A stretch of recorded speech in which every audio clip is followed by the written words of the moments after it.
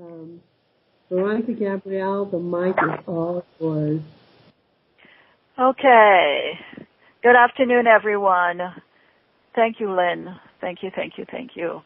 Hi, Tom. I see you are here. Okay, so today we're going to be sharing the power of sharing.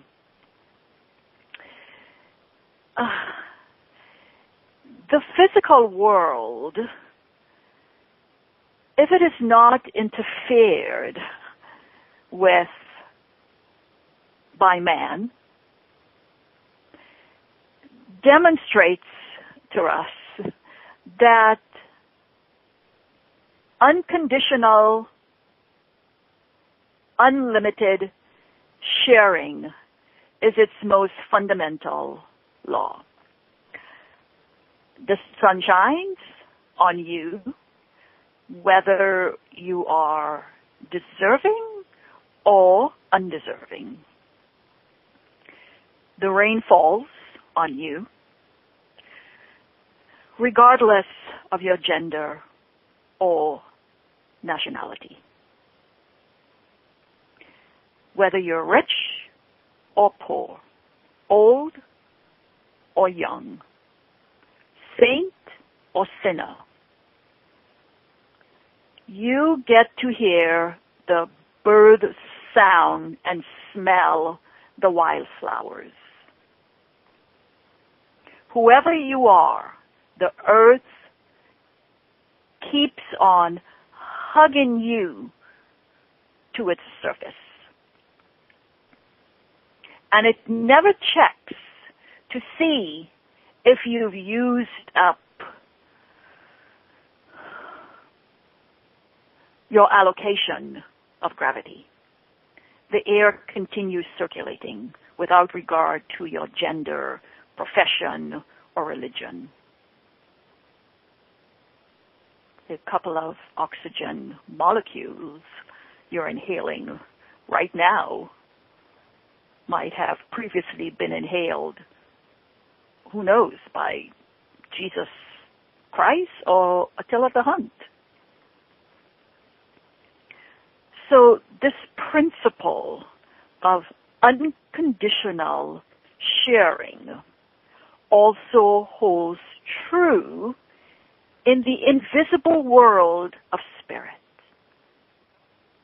And like air, light, and water, holy love shares itself endlessly without limitation.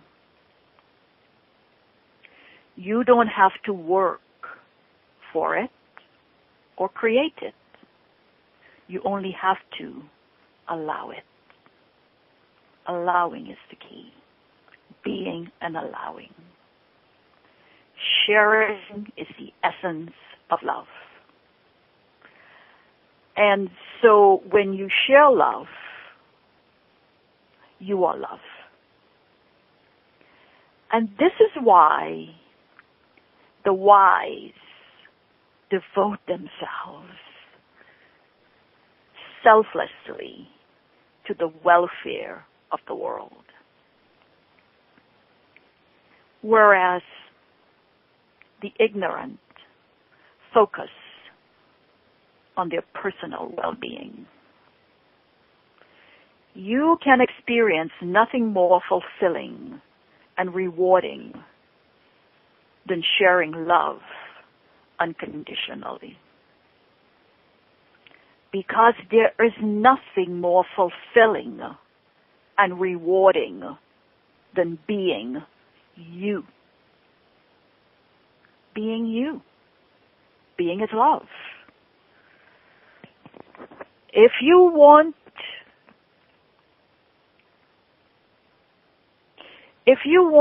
there to be more love in the world and in your life, you need to begin by giving love to others. If you approach life from the perspective of the small mind, the separated self, which tells you that there's not enough of anything to go around, not even love, then you will create a world around you that is lacking in love. But if you share love with others, you will begin to create a world around you that is filled with people sharing love. Creation is sharing, and you are creation, creating in a world of forever changing form. So, sharing really is an extraordinarily powerful tool in your spiritual toolbox.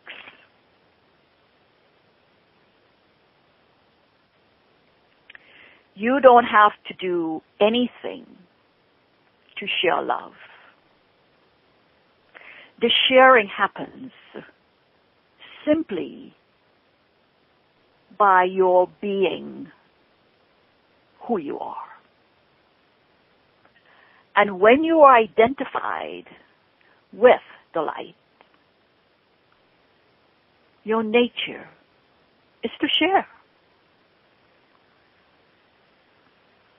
And all sharing is equally valuable. Let us say that if you're standing in front of a television camera and you're addressing 1 billion people on your own in a park, you radiate same love in the same way. So it's only your unnatural mind sees one situation as more important than another and doesn't experience the distinctions because it's whole and it's undifferentiated. So, don't we have to be realistic? I mean, everyone else pretty much is out to get what they can for themselves. So, don't I need to do the same thing too? If I just share and share endlessly, won't the world simply walk all over me?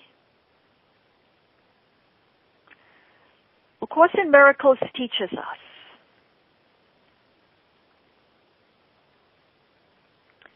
to get out of the concept of getting, because there is nothing to get. You already have and are everything. Therefore, getting is meaningless, whereas giving is an expression of your true nature. And since you receive what you give, your choice about what to give is also your choice about what you receive. And as the Course teaches us, offer your brother thorns and you are crucified. Offer him lilies and it is yourself you free. The crucified give pain because they are in pain. The free give love, because they are love.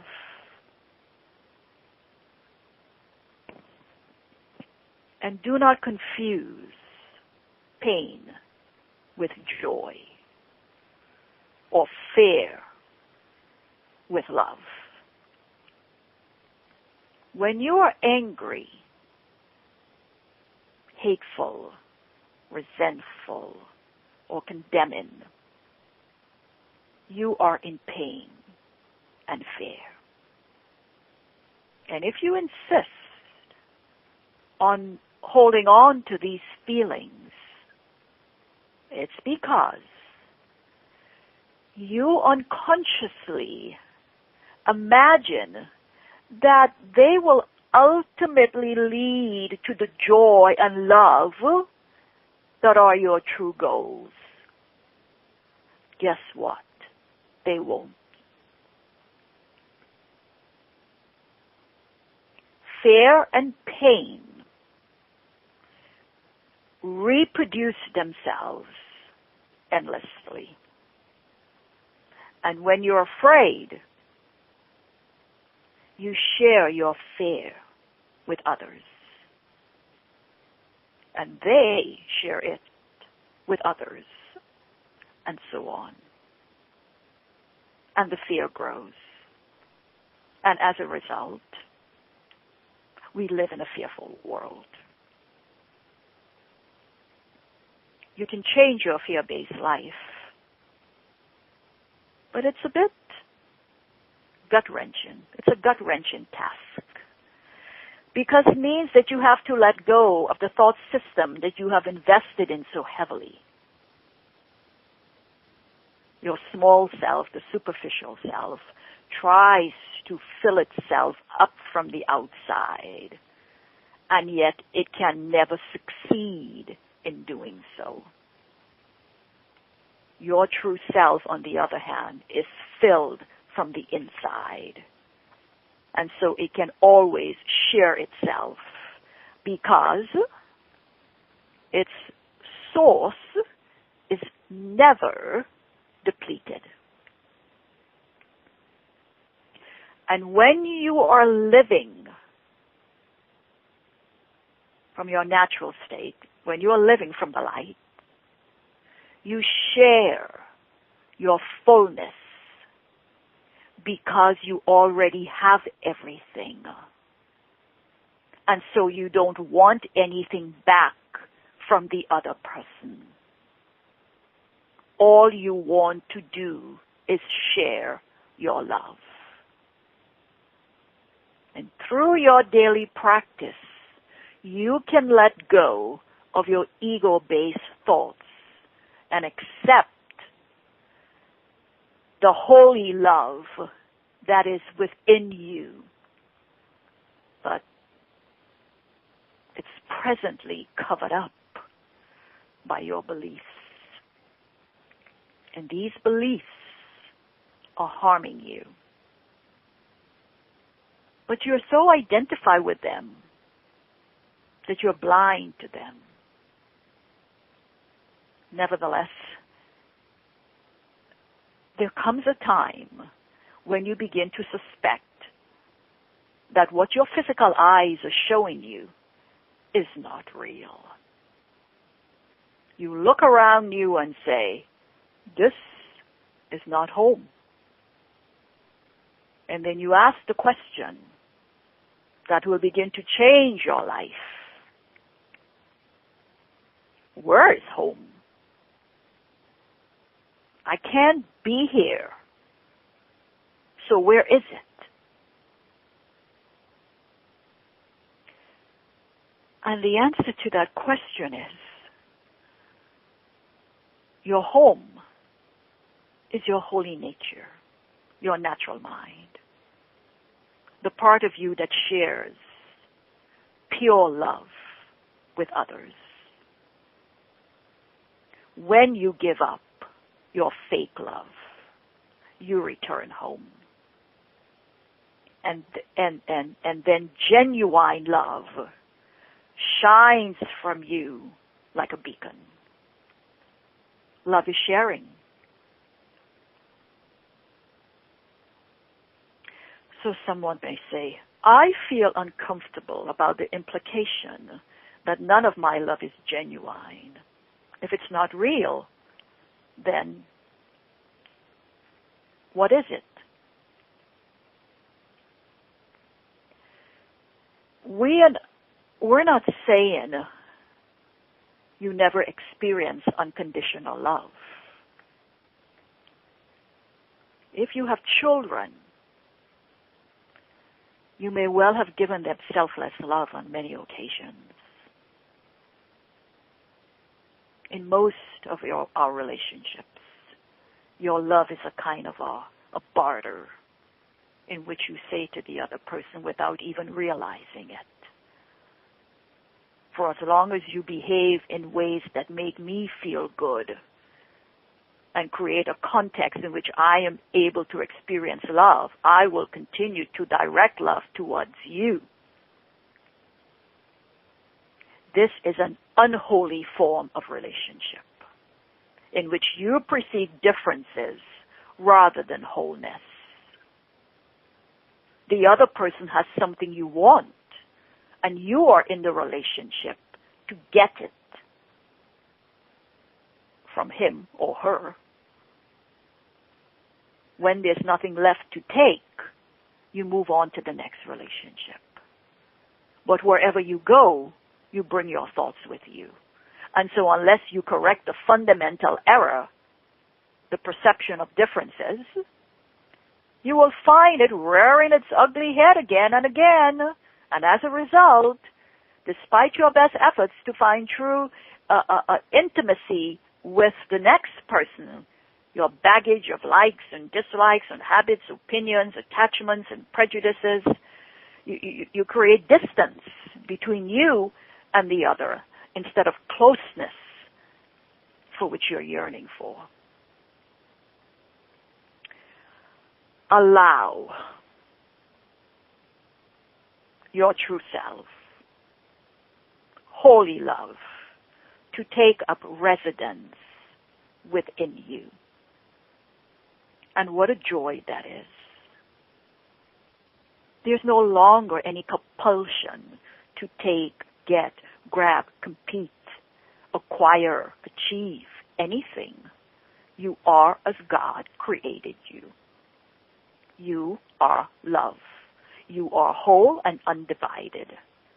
You don't need anything because you are everything. True intimacy is now possible since you and the other are no longer separate. And in this state of wholeness, you are overflowing with love and goodness. And you are so full of blessings, you can't stop them spilling out onto others. Your light illuminates the entire world, so that wherever your gaze rests, you see everything and everyone as holy. And this is the bliss of sharing. Someone may say, doesn't it take two to share? I mean, don't I need the other person's cooperation to share true love with them? Don't wait for the other person to do the work, or else you'll be waiting forever. Fortunately, you have much more power to influence the other person than you imagine. You have no influence when you employ the ego's tactics of control and manipulation, because they just generate more resistance. But when you perceive the situation as an opportunity to heal both yourself and the other person, you change it by releasing him from every demand your ego would make of him. You heal him by showing him that his illusions are not true.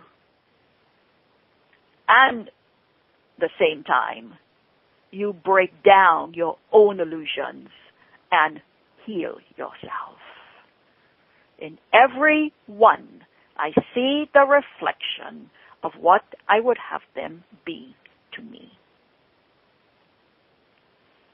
The Course is teaching us the mind we share is shared by all our brothers. And as we see them truly, they will be healed.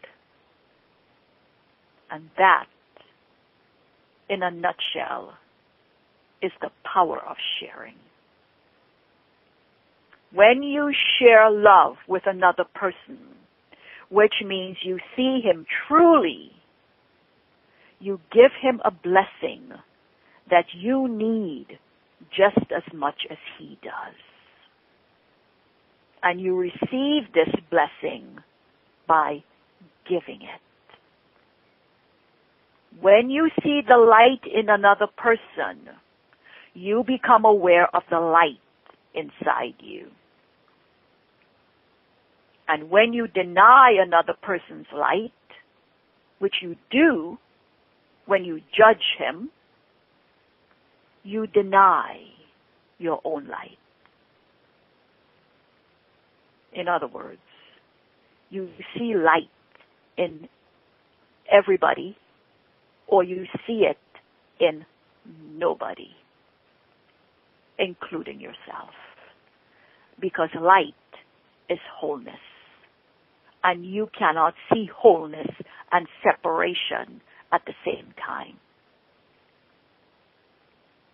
And for this reason, the way you see another person is the way you see yourself. And therefore, the other person is a mirror image of you. And this is why the Course says, do not deny a brother his blessing. To deny his blessing means that you judged him and reinforced the grand illusion. And when you do this, you keep him in a prison. And you keep yourself in the same prison right alongside him. Your forgiveness, which means to see past the illusion into the other person's holy nature, releases you both. When you begin to glimpse the perfection of this mechanism and start to use it for your own benefit, the transformation of your life begins in earnest. So make it your firm intention every day to act from love and not from fear. And then watch yourself as you go about your daily business. As often as you can, catch yourself trying to get things from other people and from life in general, and switch your perspective. Ask yourself, what would love do now? You will be surprised at how eager love is to answer that question when you ask it. How would love act in this situation? Follow the direction that is given to you, and you'll discover the exquisite joy of sharing love unconditionally with other people. You'll no longer have to manipulate them so that they change. They'll automatically change because everyone and everything is transformed by love. When my children were little,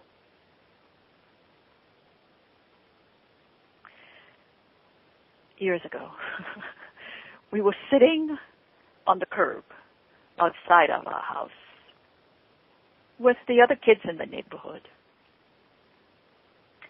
And one of the neighbor's dogs came down the street.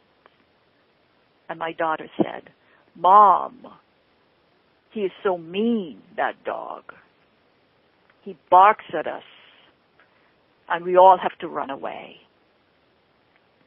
And sure enough, the dog began to bark, and the children started to run away. The kids were all looking back at me, expecting me to run.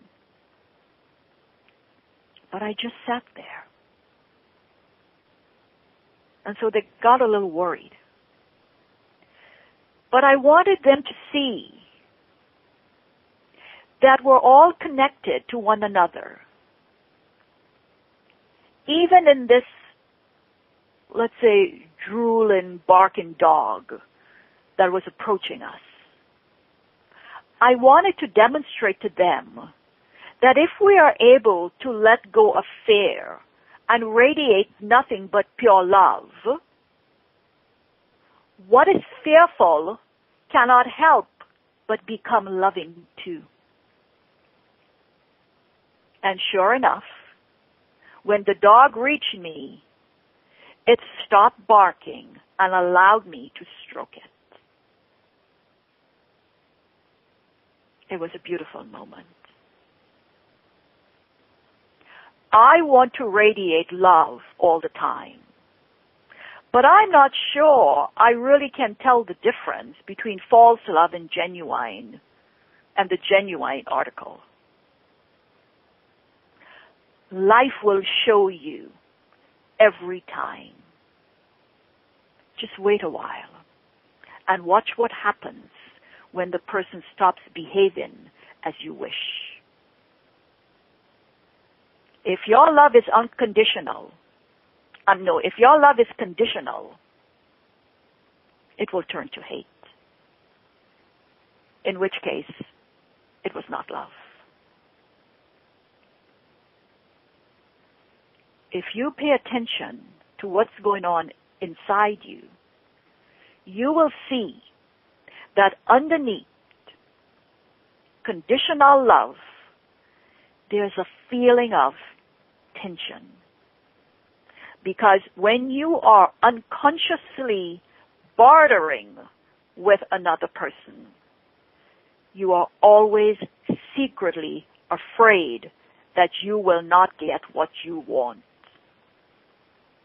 And the basic concept of a trade is that you don't have something that you think you need. If you give love to another person in exchange for prescribed behaviors, you are effectively stating to yourself that you only possess love in certain circumstances, while in other situations you lack love. And this is why unconditional love is fueled by fear. And this dark belief that you fundamentally lack love, and so you depend on the outside world for any love that you experience, creates the hell that you live in. And the more you operate in the world of conditioned love, the trade, the more you experience a fundamental lack of love. The more you experience lack of love, the more you attempt to grab it. And the more you grab it, the more it eludes you.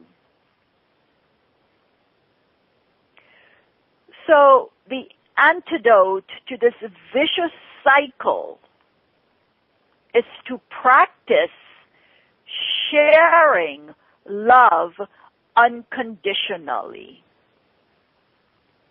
which means giving love even when you don't feel like it.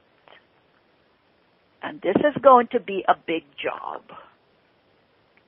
Every time you see something or someone, your instinctive reaction is to slip into judgment. This is not love. Because judgment and genuine love cannot coexist any more than midday and midnight can. But judging has become such a normal part of our experience that we don't even realize we're doing it, especially with people close to us who are triggering our deepest wounds. So it's wise to start simply choosing love instead of judgment in relatively undemanding situations. You know, like when people cut you off on the freeway or push a full shopping cart into the express line in the supermarket and refuse to let you on your one carton of milk go ahead of them, or criticize your work and call you a fool, you just smile at them. You might have to force the smile at first, but since it's difficult to smile and be judgmental at the same time, your smile will become increasingly authentic. When you allow your sharing nature to surface more and more, you start to see the truth about judgment. Because you are only ever judging yourself. You are the other person, and the other person is you. What you see in him, you see in yourself. And what you think of him, you think of yourself. What you do to him, you do to yourself. So in a real sense, there is no one out there but you. And these are not abstract concepts. They are real. Let's say, suppose that somebody you are interacting with annoys you because they're hogging the limelight, so to speak. And you think, oh, all he ever talks about is himself. He hasn't asked a single question about anybody else's life, especially mine. Look at the situation. Look at it dispassionately. And you'll realize that it is you who wants the limelight. If you could hog it yourself, you would do exactly that. It doesn't matter if you are the most timid person on earth who has never once been the life and soul of the party. You nevertheless secretly hanker for attention. And so therefore the individual that you are judging in this example is in fact mirroring a quality that you dislike in yourself. And you tell yourself that it's a form of behavior that you dislike in others, which is why you don't do it yourself. But the truth is that it's a behavior that you secretly desire for yourself but have been repressing. Seen in this light, your judgment of the other person is a self-judgment. If you were not judging yourself, the other person's behavior would not create a charge in you. You would still observe that this person likes to be the center of attention, but you would no longer react to it with emotional upset.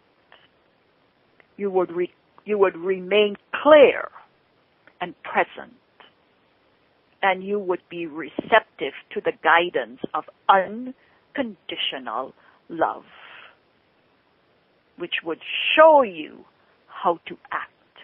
We can only act from a consciousness of love. And this may be something no more spectacular than move into another part of the room. But sometimes love speaking through you might say a few words to this person or take a simple action that will cause his life to go in an entirely different direction from that point forth. Whenever you share unconditional love, which is entirely free of judgment, you will act in a way that serves the highest good of others and serves your highest good. Okay, so you may say, that sounds simple, and yet it seems so hard to put into practice. You find it hard because your mind is so untrained and undisciplined. You go through the motions, appearing to act out of love, but in fact, you keep reacting out of fear. You don't know how to act out of love because you have never been trained. From the time you were little, you have been conditioned by your environment, which has dictated to you your likes and dislikes and all your habits and opinions. The environment consisted first of your parents and their belief system, which they shared with you. God bless them. We love them. They didn't know any better. They were only sharing what they felt was right. And this set of beliefs was reinforced and amplified by teachers, ministers, politicians, entertainers, friends, and so on. And by the time you entered adulthood, you had become so lost in a fog of beliefs, so much that you stopped even noticing the fog. If you're fortunate enough to come from a city with clean air, and you fly to Los Angeles in the summer, you will see a striking analogy of this. As you pass over the city, you look down upon thick brown smog, and you wonder how anybody could live in those conditions. And once you've landed and are walking around downtown or Disneyland or wherever your destination is, you discover to your astonishment that the local residents think nothing of the health hazards that they live with daily. In fact, they don't even notice the problem anymore. You can't imagine how they could be so insensitive. But after a few days, you become accustomed. And your eyes stop watering. Your lungs don't hurt anymore. And you no longer see that you're walking through a toxic haze. If a newly arrived stranger complained about the situation, you might not immediately understand what they're talking about, because you've become so used to your smoggy thoughts and don't notice them anymore. When you rise above them, you can see them again, and you realize that they're not your true home. Your thoughts are hooked into outer places and conditions, but your home is inside you. So that's where you need to have the discipline to look. You have to confirm what can only be confirmed by you, that the kingdom of heaven is within. When we have the inside right, the outside will be right. You have to realize that the beliefs you have held on to since childhood, which have dictated your identity to you, are false. And when you understand what you're not, the truth of what you are can then be revealed to you. It will emerge. And the truth is that you are as God created you, which is as pure and holy as God is. And when you know yourself as part of God, you see everything as God sees it, which is whole and undivided.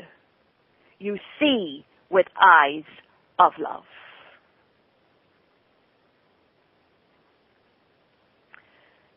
So you may say, well, what about the really painful situations? What about the really painful situations to do with family or friends?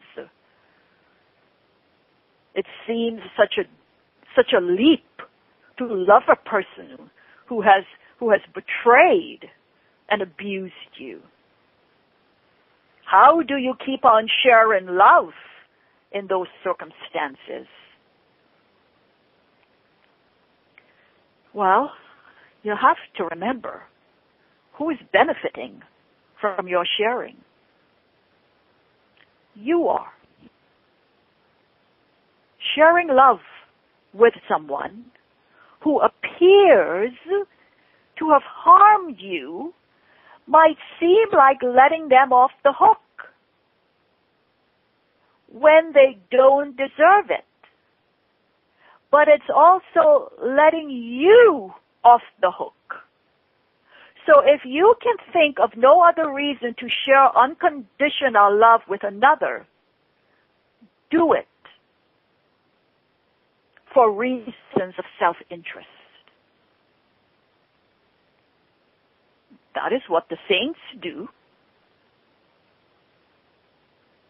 There's nothing wrong with enlightened self-interest. It causes you to seek happiness and fulfillment where it can be found, rather than where it can't be found. When you are confronted with difficult people and painful situations, you welcome them enthusiastically because you know that they're offering you a gift that you want. They're showing you the places inside you that need to receive the healing balm of your unconditional love. And the person or situation has been given to you by God to help you to grow. Belief in enemies is the belief in weakness, which is a belief in the unreal. The truth is that there are no enemies, only friends. No weakness, only strength. It's hard to remember that life is consistently helping you. Very powerful conditioning pushes you to look outside yourself and make people and events responsible for what you experience. The whole world seems obsessed with blaming others. And so much so that you seem abnormal if you don't conform.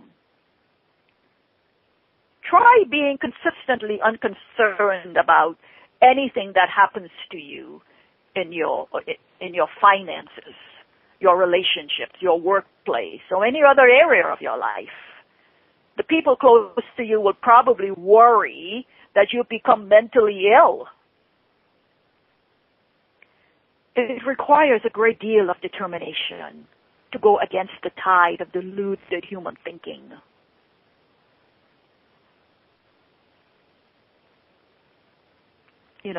recently I received a phone call from a student who was complaining about his ex-girlfriend. Not only had she run off with another man, but to add insult to injury, she'd also taken the dog.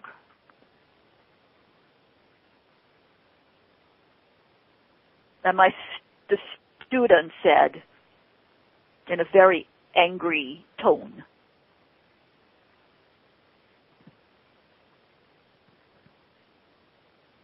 belonging to him. The woman then had the gall to ask my student to let her back into the house so that she could collect some of the dog's belongings.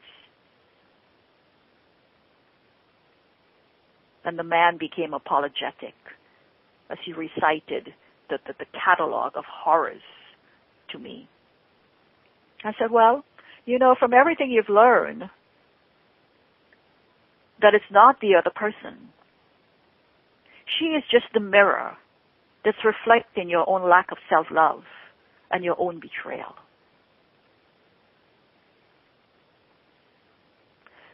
So the student was indignant. I'm not going to let her back into the house. I will call the police if she tries to get in. I'll get a restraining order. I can prove that the dog is mine. I interrupted. Hold it. You know what? You're attacking. Why don't you choose love instead of attack? Instead of saying you're not going to do this for her, why don't you act out of love and do it anyway? I'm not going to give her that satisfaction. You're not doing it for her satisfaction. You're doing it for yours. While you're stuck in the illusionary world of the small mind, a situation like this can be excruciatingly painful. And in some instances, it can even lead to murder. So the insanity of the pain is not to be underestimated.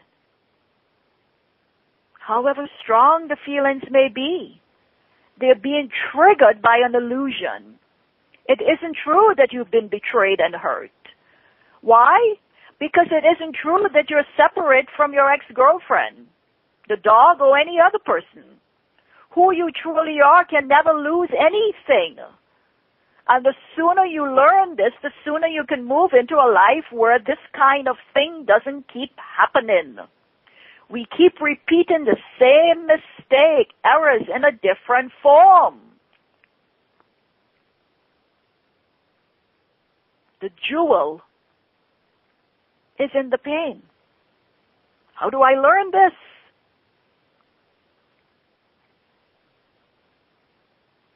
You learn by doing it. You observe yourself going into a pattern of judgment, resentment, envy, or whatever else. And you choose to share love instead. You may not know what the actions of unconditional love will look like, but if you invoke love into the situation, it will come and it will show you what to do and say. You may not master the process perfectly at first, but with practice, you will get better at it. And then your life will get better. And you will see the godly nature in everyone, and you will experience much less struggle.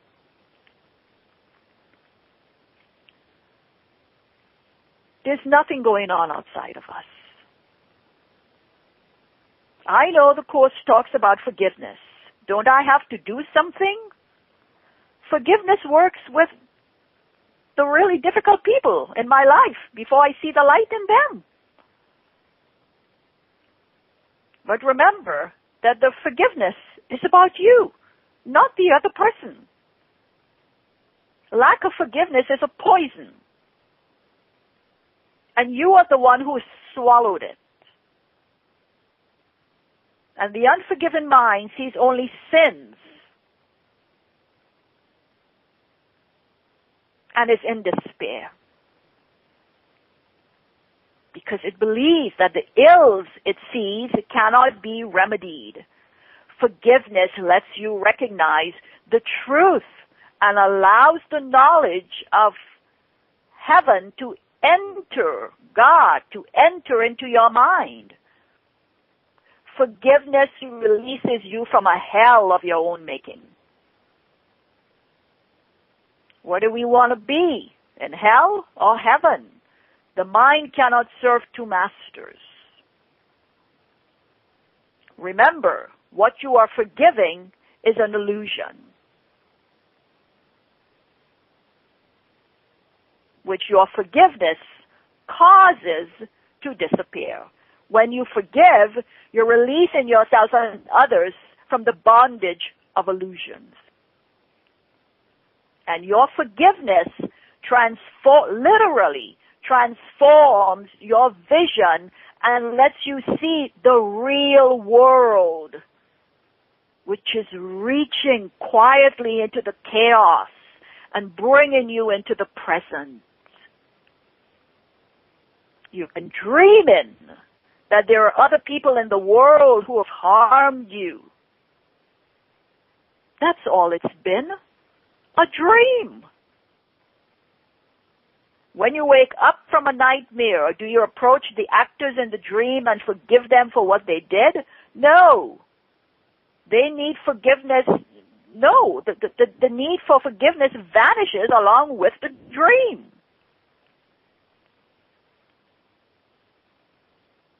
So what do I do about the people in my life who I feel I need to forgive?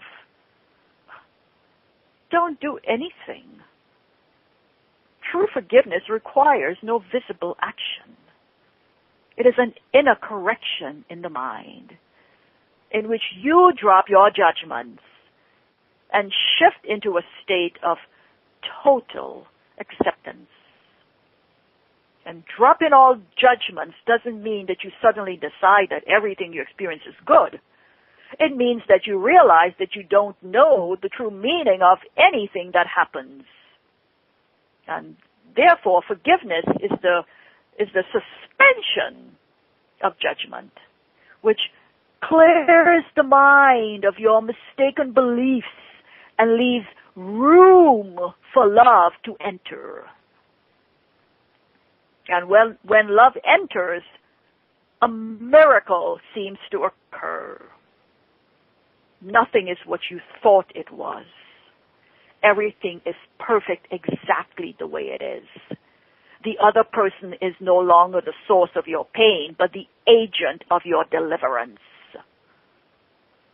He is an emissary of the light, placed on the planet to help you heal.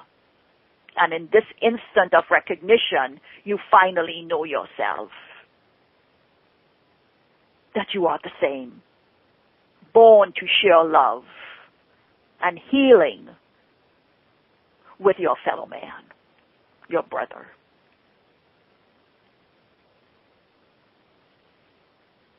No one can give us what we already have.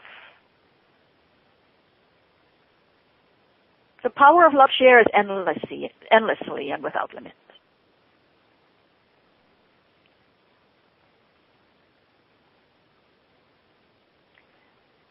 Be willing to allow for our errors to be corrected. Service and sharing are the prime directives of all enlightened and liberated beings. Sharing is where you feel the magnificence flowing through you. It's the ultimate high. It's the ultimate experience. And there's nothing more fulfilling and rewarding than sharing love. Because there is nothing else. So you may want to tell yourself, I receive what I give. I am giving, and giving love. Because that is what I have and that is what I am. And that is what I will share. So put that in your spiritual toolbox.